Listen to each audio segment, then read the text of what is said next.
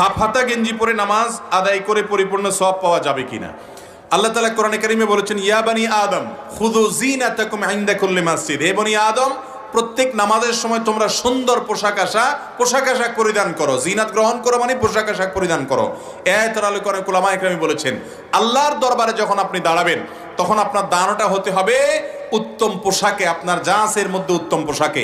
আপনি একেবারে নরমাল যে পোশাক পরে কোনো অফিস আদালতে যান না, মিটিংয়ে যান না, ভালো কোনো মানুষের কাছে যান না, সেই পোশাক পরে যদি আপনি নামাজে দাঁড়ায় যান, কেমন যেন আপনি আল্লাহর দরবারটাকে তুচ্ছ করলেন, হেয় করলেন, আপনি আল্লাহর দরবারটাকে কোনো মর্যাদা দিলেন না। এই জন্য আল্লাহর সামনে দাঁড়াতে গিয়ে এরকম কোনো পোশাক পরা উচিত নয় যেটা পরে আপনি অন্য কোথাও যান না। এখন সাধারণত হাফাতা গেঞ্জি বা আপনার টেডি মার্কা অনেক গেঞ্জি টেঞ্জি আছে, এগুলো পরে আমরা গুরুত্বপূর্ণ কোনো জায়গায় যাই না, সেজন্য এগুলো পরে সালাত আদায় করা মাকরুহ।